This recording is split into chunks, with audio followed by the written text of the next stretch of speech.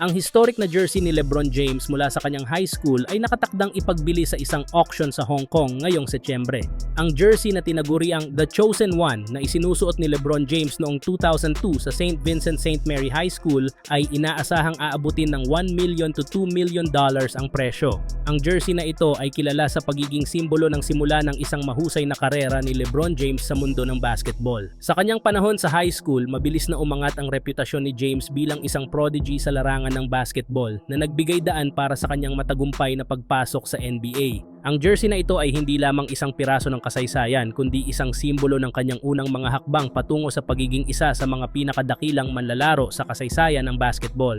Kung maabot man ng jersey ang inaasahang halaga, ito ay magiging pinakamahal na high school jersey na naibenta sa merkado. Ang halaga nito ay nagpapakita ng mahalagang papel na ginampanan ng jersey sa paghubog sa karera ni James at sa kasaysayan ng basketball. Ang auction na ito ay tiyak na magdadala ng pansin sa mga kolektor at mga tagahanga ng sports sa buong mundo na naghihintay sa isang makasaysayang pagganap sa merkado. At isa itong na magpapatunay sa patuloy na impluwensya ni LeBron James sa mundo ng sports. Samantala, dito naman tayo sa ating sunod na pag-uusapan sa naibalitang bagong player na hinihintay pang makuha ng Los Angeles Lakers. Isa nga mga tropa ang Lakers sa ilang teams na hindi pa kumukuha ng bagong player sa free agency market ngayong off-season. Kaya nagsuggest na nga mismo ang NBA analyst ng Bleacher Report na si Dan Favale na kunin na lamang nila ang dating teammate ni LeBron James sa Cleveland Cavaliers na si Cedi Osman. Bali, isa pa rin naman nga ito sa mga pinakamagaling na players na available pa rin sa free agency market. Para nga sa inyong kaalaman mga tropa, nag-average na rin naman nga itong si Cedi Osman sa kanyang career ng 9.3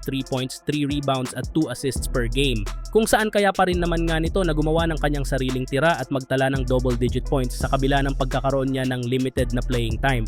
Alam na rin naman nga nito kung paano maglaro kasama si LeBron kaya hindi na nga siya magkakaproblema pa sa pagsali sa Lakers at pag-adjust sa kanilang playing style. Kasalukuyan na rin naman nga itong nag-average ng 41% sa mga catch and shoot plays kaya mapapakinabangan nga ito ng husto ng Los Angeles Lakers ngayon season. Anong masasabi nyo dito mga tropa? Dapat bang kunin na ito ng Lakers si Cedi Osman? Sa kabilang banda mga tropa ay may problema ngayon ang Denver Nuggets sa contract extension ni Jamal Murray dahil ngayong offseason ay eligible si Murray para sa 4-year $209 million maximum contract extension na magtatagal hanggang 2028-29 season.